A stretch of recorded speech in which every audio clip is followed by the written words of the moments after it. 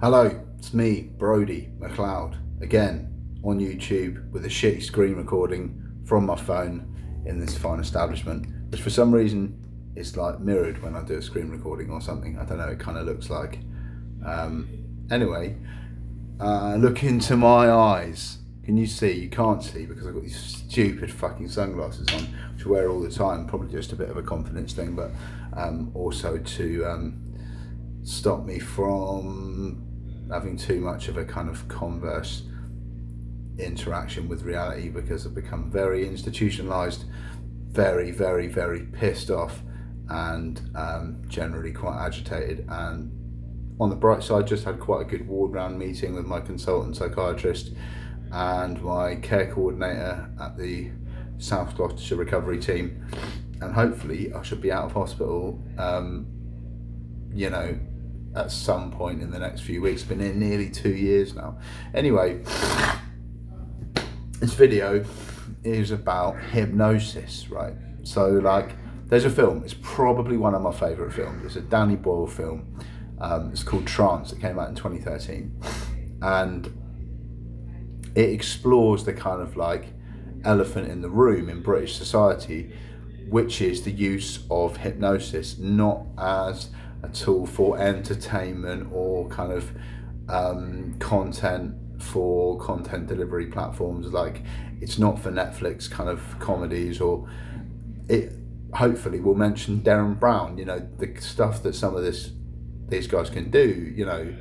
I think he's banned from casinos, isn't it? He's not allowed in the casino like Darren Brown, like, because it's like, and like, I've had loads of times, I'm on diazepam now, like a few times a day, and I've had loads of times where I've fallen asleep, I've had a little nap, and I've woke up with some weird flashbacks, some weird memories in my brain. Like last night I woke up, I've got this thing from IKEA, I've got this bedspread, and I woke up this morning, I put it like over my bed every night, and like I woke up this morning and this thing had gone from like over my bed to like screwed up in the corner of my room, sat over by the door, which was just like, not suggesting I've been hypnotized by the hospital staff or patients or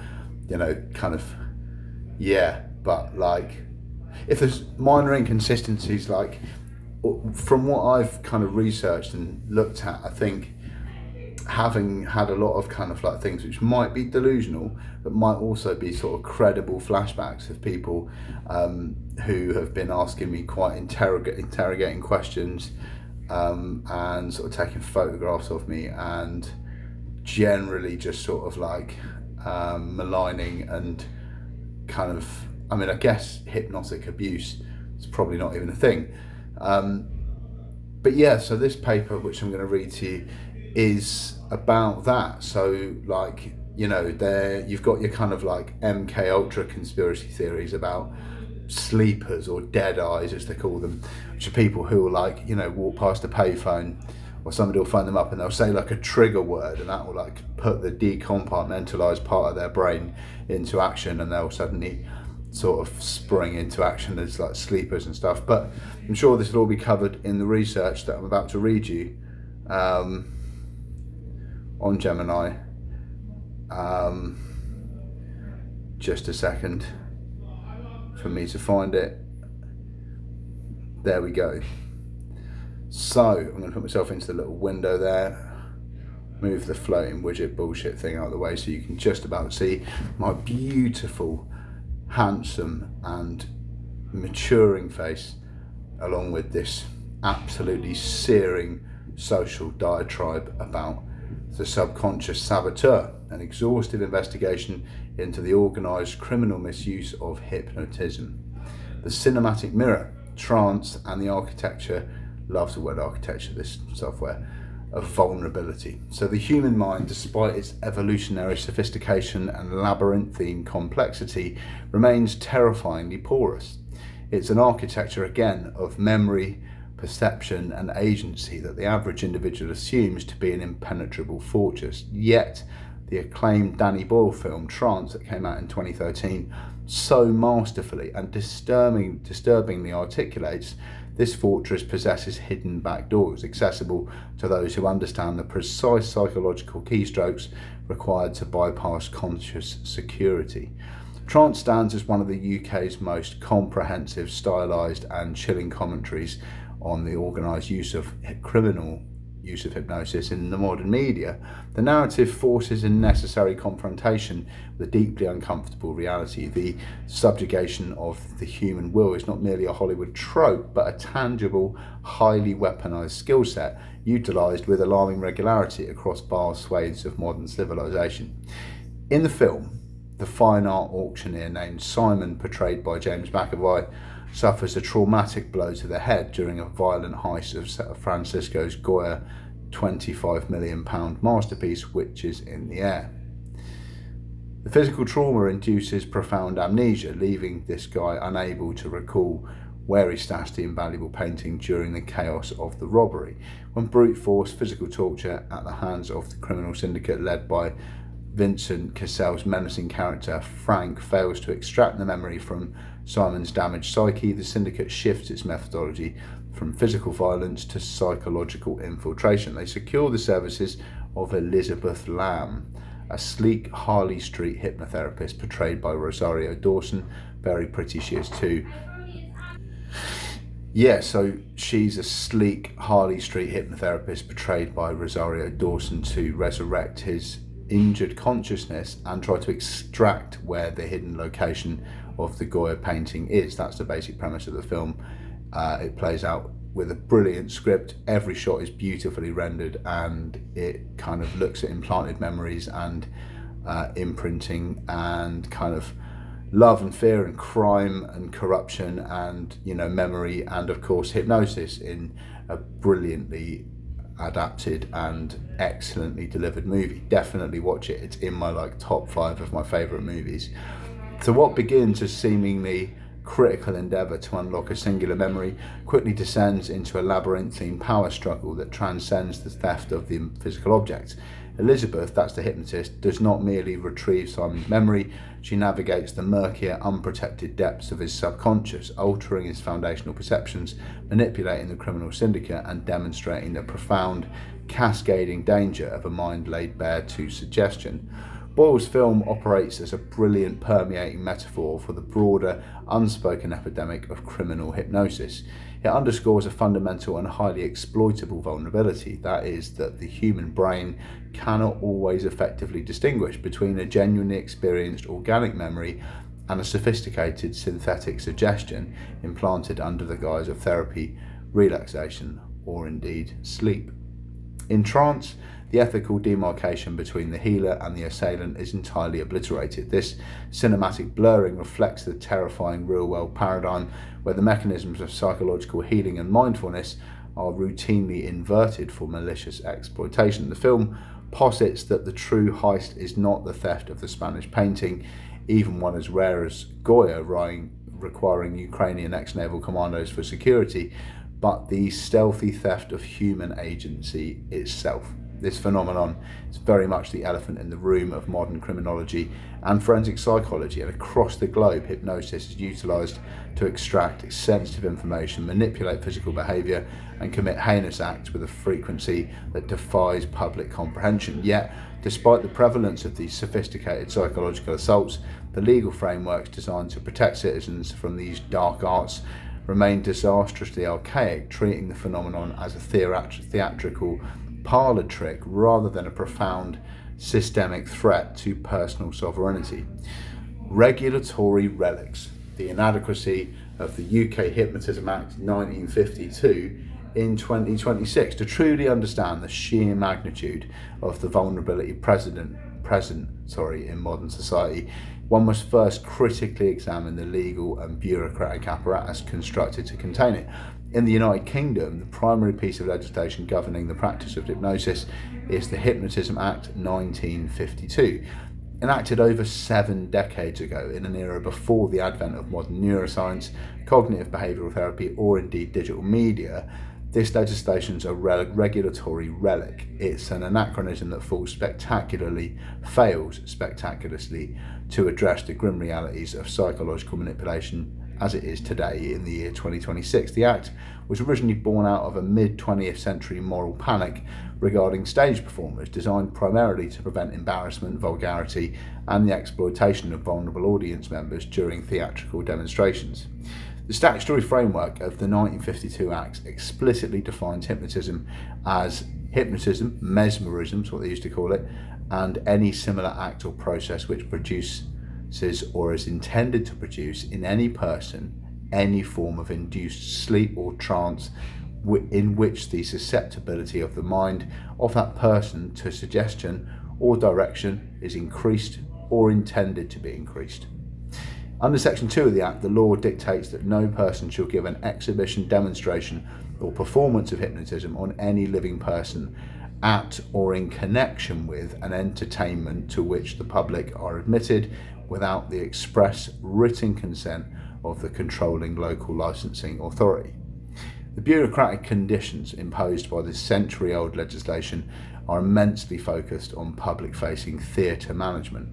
Typical local council guidelines, such as those enforced by the Preston City Council, the Horsham District Council, or the Fenland District Council, dictate that an applicant must apply in writing not less than 28 days in advance of the performance. Interesting.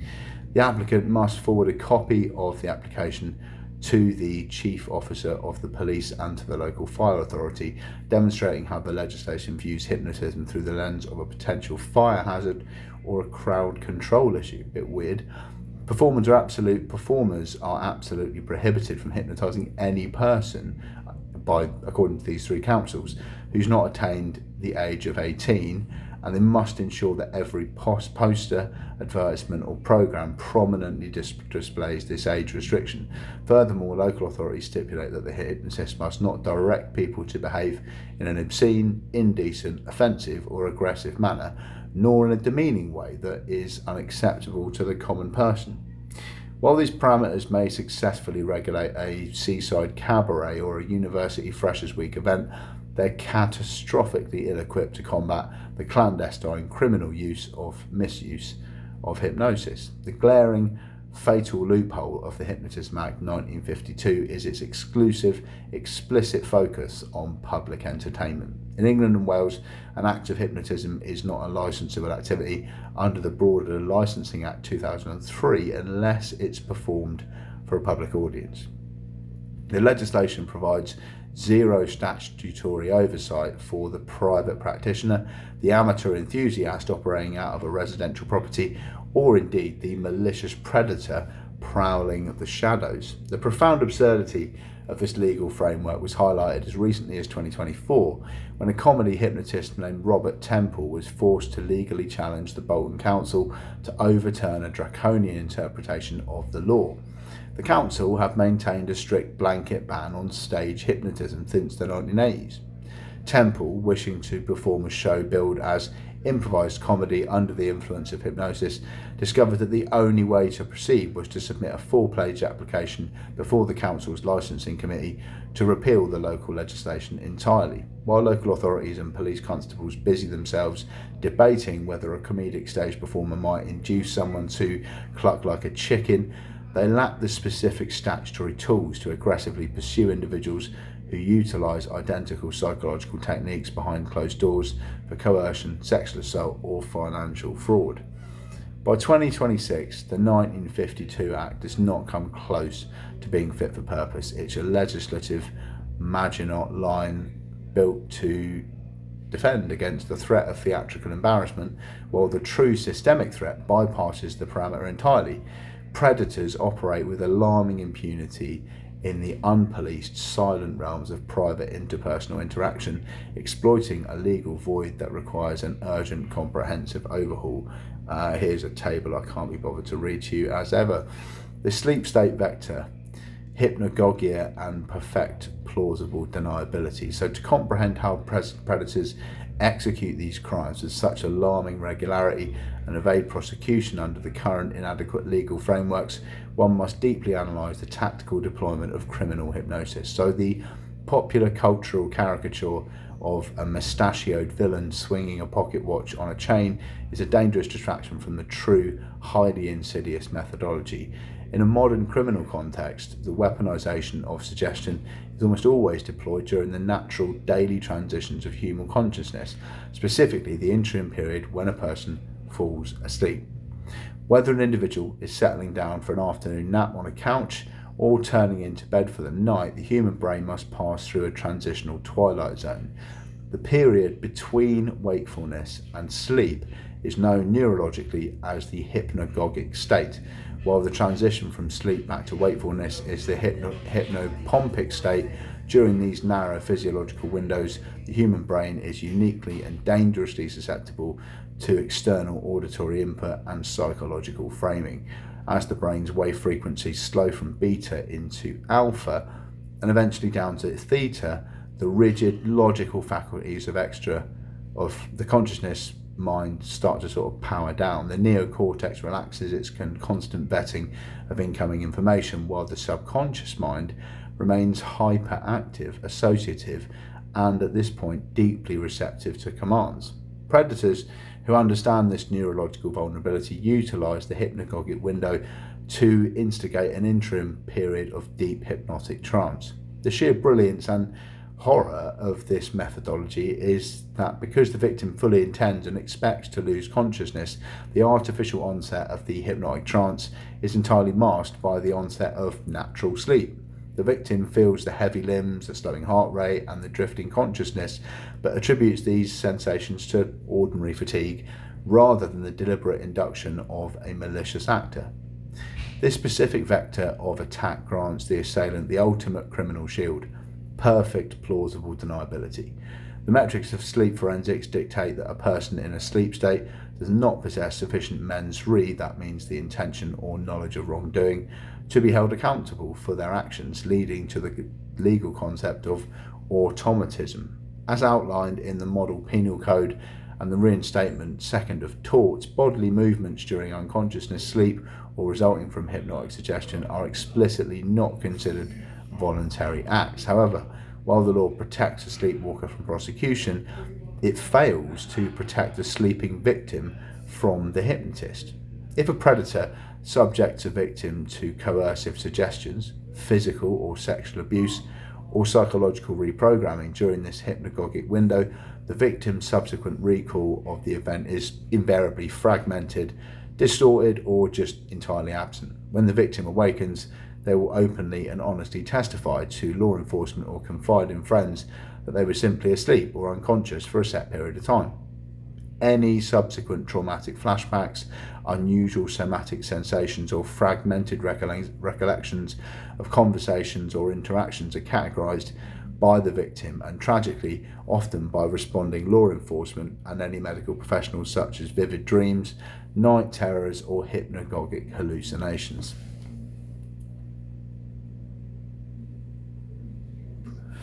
The assailant is perfectly positioned to gaslight the victim. If the victim questions a strange sensation or a half-remembered directive, the predator merely has to smile sympathetically and insist that the victim was tossing and turning, having a nightmare, or experiencing a minor parasomnia. This dynamic creates a devastating, nearly insurmountable legal paradox. So the criminal justice system relies heavily on coherent, reliable witness testimony to secure convictions, yet the very nature of this specific crime actively erases the declarative memory of its commission, replacing it with subjective, highly dismissible haze of dream logic. Furthermore, attempts by law enforcement to retrieve these lost memories have proven legally disastrous. In the 70s and 80s, the police departments frequently utilised Svengali squads, teams of specially trained hypnotists, to help witnesses or victims of trauma to recover suppressed memories of crimes. However, modern courts have increasingly recognised that forensic hypnosis is highly dangerous, driven by expert testimonies from the psychologists like Dr. Stephen Lynn and legislation like the Texas Junk Science Statute of 2013. Appellate courts have ruled that hypnotically refreshed testimony is inherently unreliable. The scientific consensus now dictates that the act of hypnotizing an individual to retrieve memories often leads them to recover false memories, implanting the investigator's biases into the subject's mind and artificially inflating the subject's confidence in these fabricated events. Consequently, the victim of sleep-induced criminal hypnosis is stranded in a terrifying legal void. Their organic memory of the assault is wiped or expertly disguised as a dream by the perpetrator. Meanwhile, any clinical or forensic attempt to retrieve the memory is deemed legally inadmissible in court. The assailant operates freely in the shadows, entirely cloaked in the victim's own subjective, chemically induced confusion, possessing perfectly plausible deniability. So you've probably heard of Darren Brown.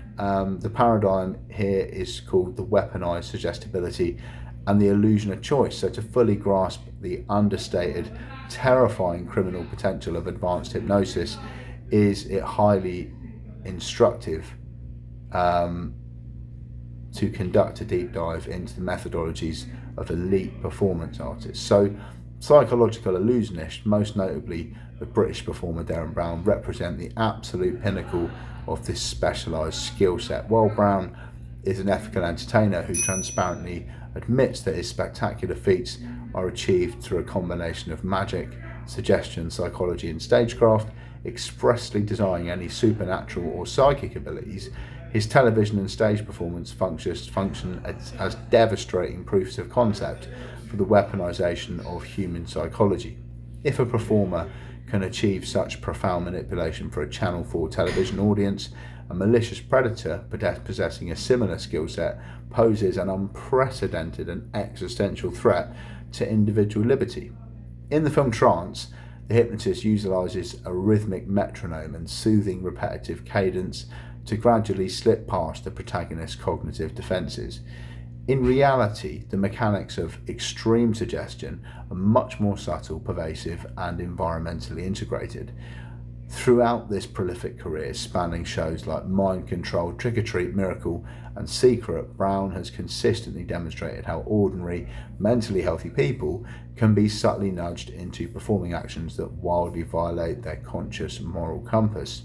One of the most alarming demonstrations of this capability occurred in his 2006 television special, The Heist. Brown selected a group of ordinary law-abiding business people over the course of several weeks under the guise of a motivational seminar.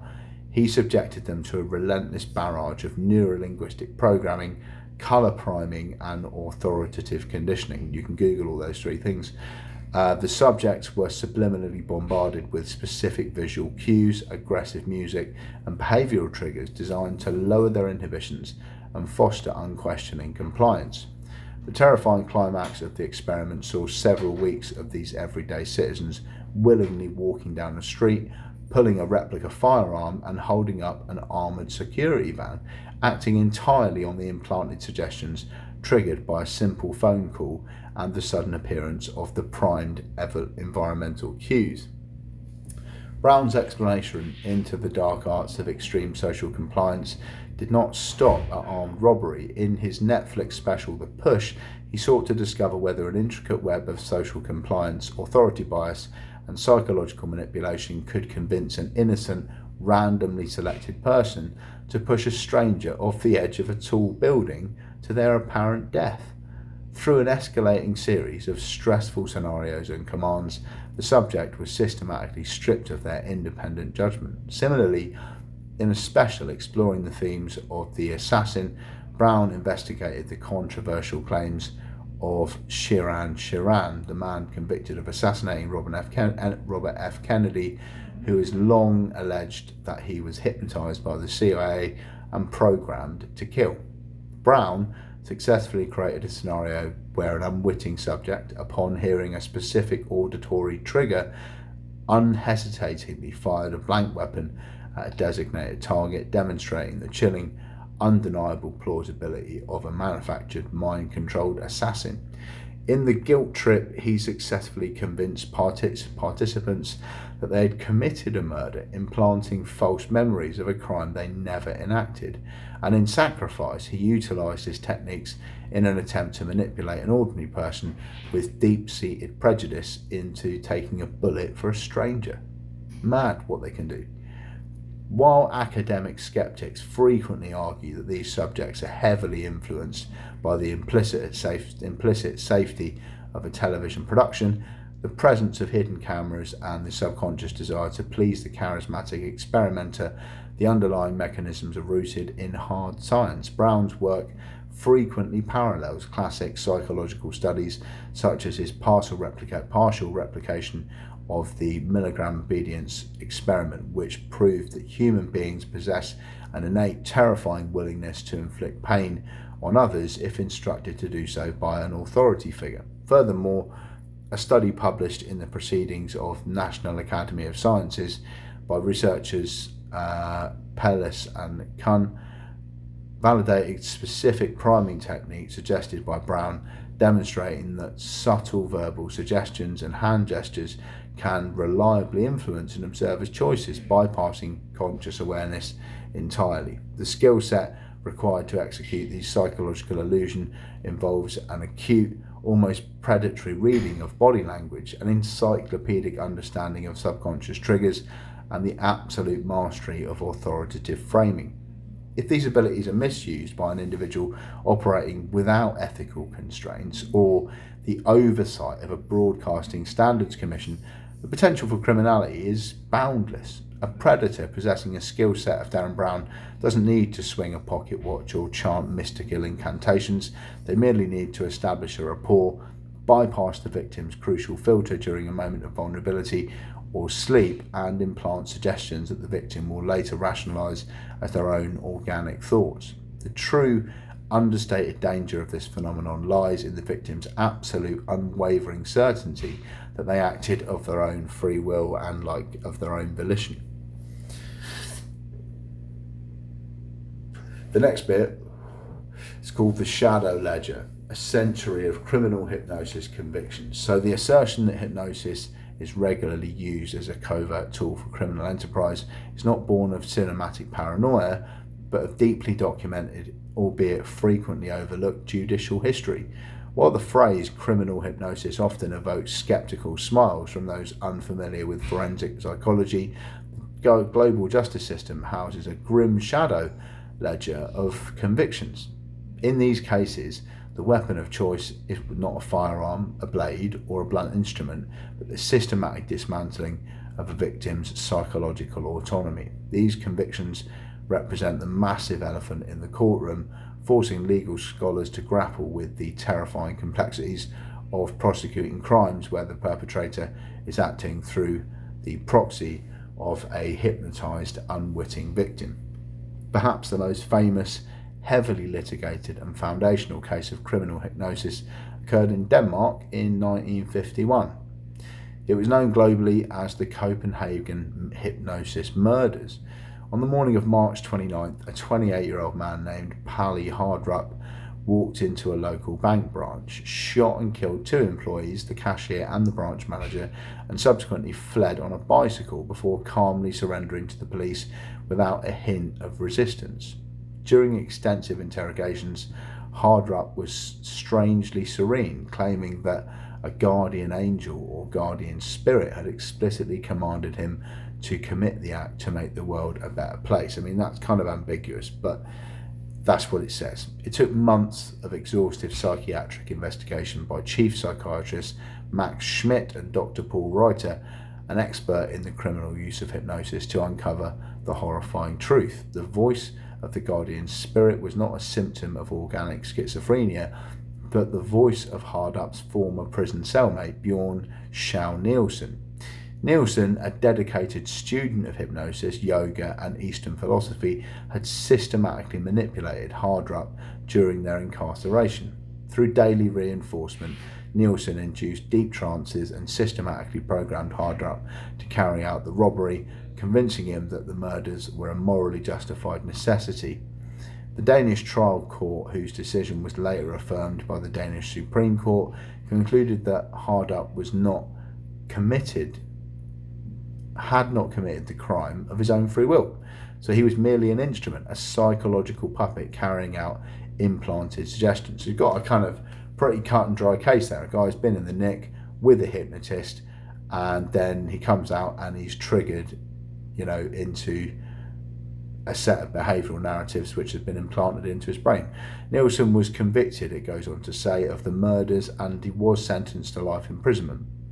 This verdict was rigorously reviewed and ultimately upheld by the subcommittee of the Strasbourg Court of Human Rights in 1960, establishing a terrifying ironclad legal precedent regarding the lethal power of coercive suggestion.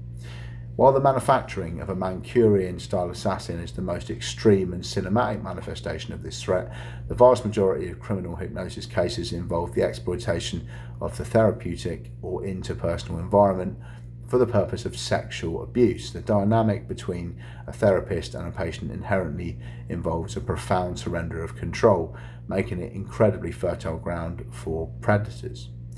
In a highly documented case from the Netherlands, a lay hypnotist was successfully prosecuted for sexually abusing 9 different women. The perpetrator systematically established a pseudo-therapeutic relationship, utilised hypnosis to induce profound states of physical powerlessness, manifesting his arm levitation, catalepsy, and an inability to move, and then coerced the paralysed women into sexual acts. I've actually had some weird dreams and experiences not that different to that, as it happens. Can't prove it though. The victims experienced a profound, terrifying sense of non-volition, their vulnerability vastly magnified by their high natural hypnotizability and the authoritative, trusted context of the therapy. The 21st century's witnessed a tragic continuation of this disturbing trend, proving that the threat's not confined to mid-century anomalies.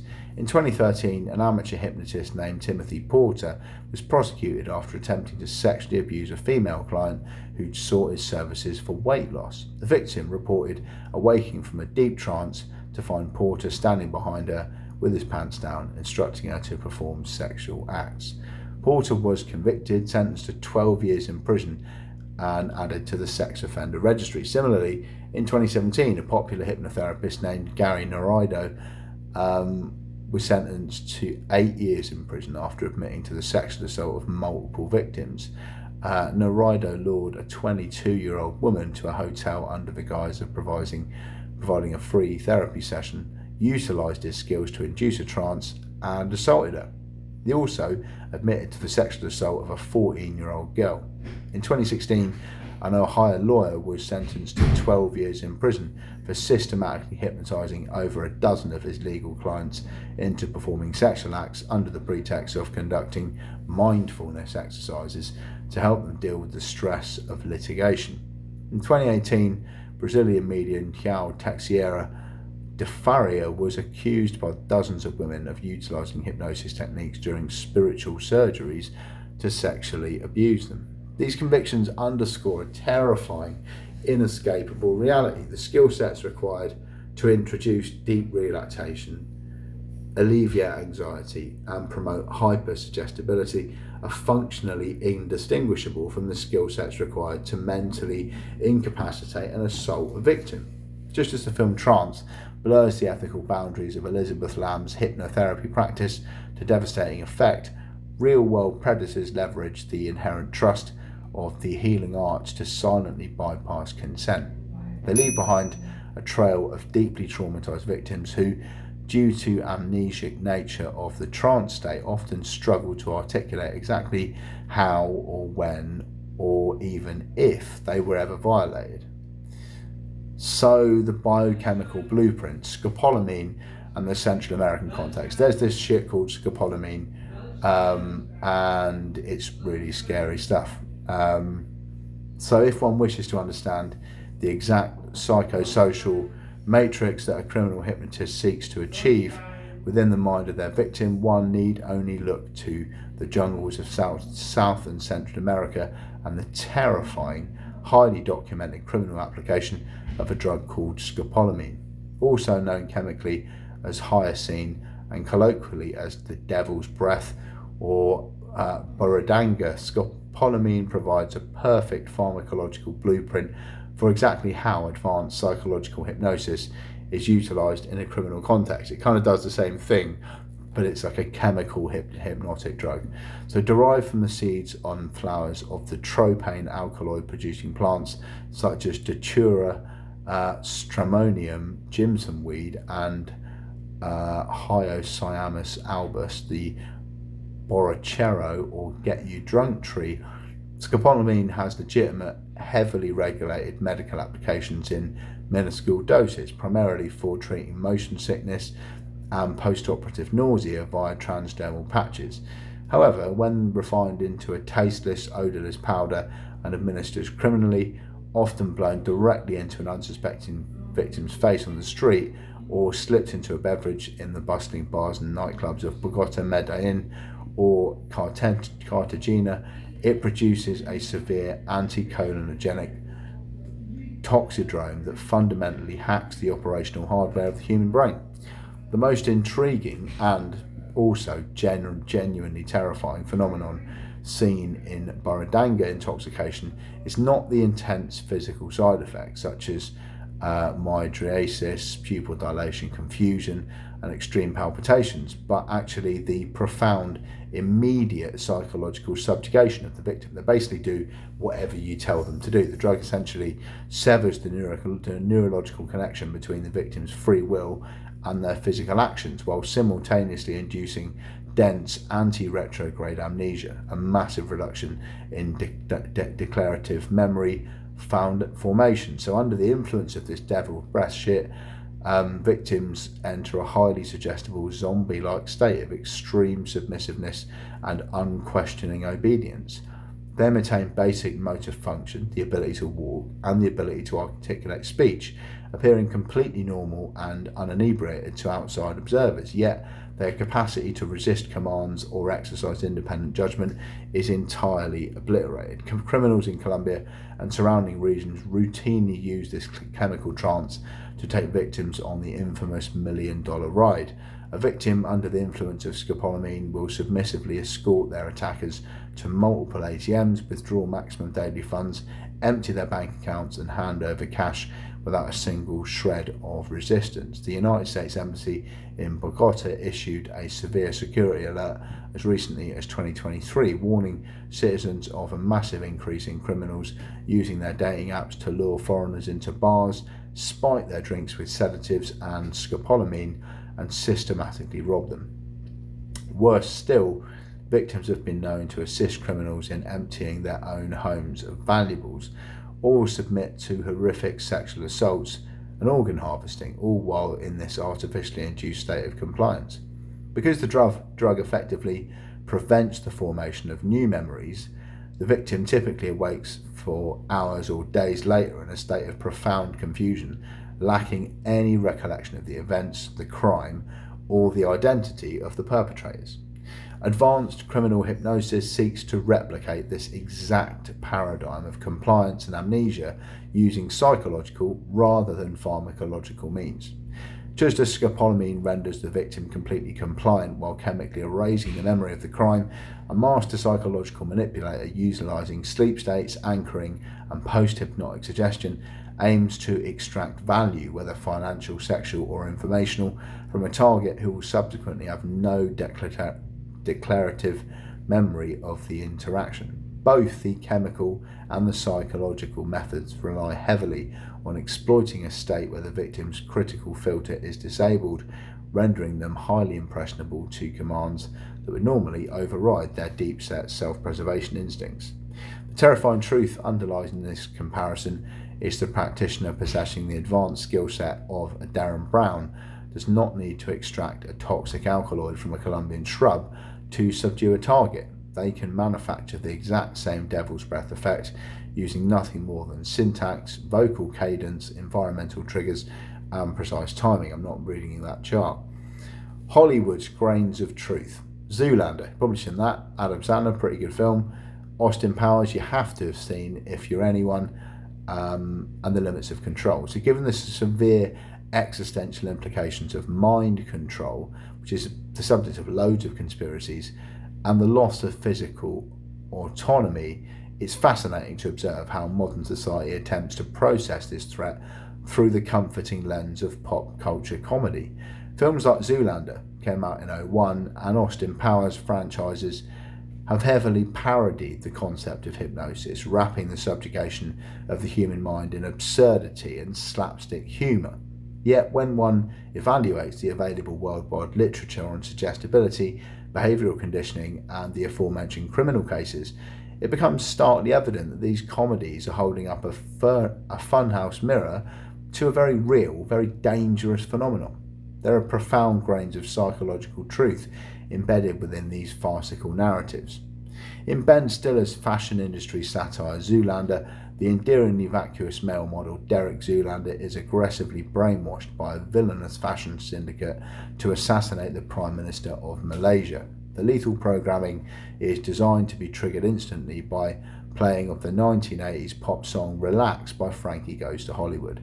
While psychologists and ethical hypnotherapists rightly point out that the concept of immediate total mind control, where a subject is instantly turned into an unwilling robotic assassin with a single word, is a Hollywood myth designed for narrative convenience and comedic placing, the underlying mechanics are not entirely fictional.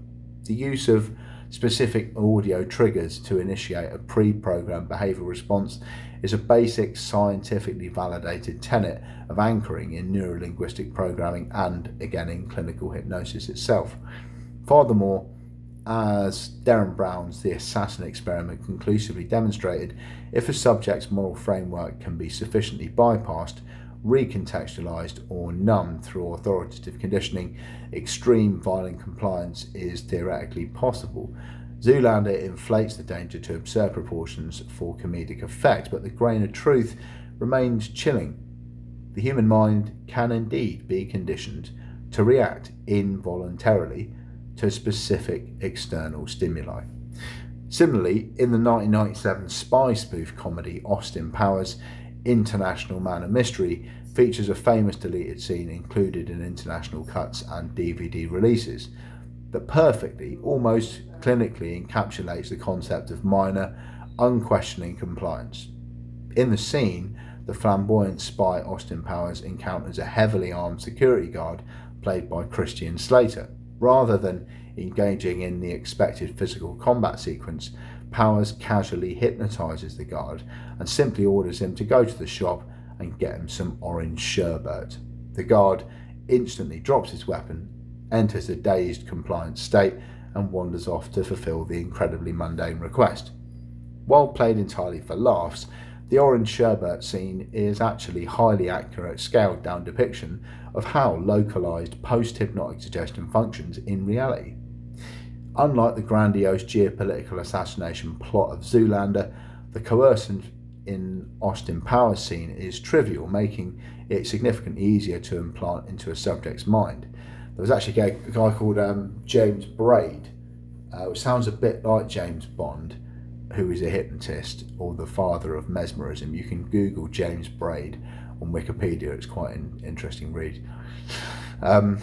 Psychological research confirms that it's far easier to compel a hypnotized subject to perform a minor, non-threatening or mundane act than it is to compel them to commit a severe crime like a murder.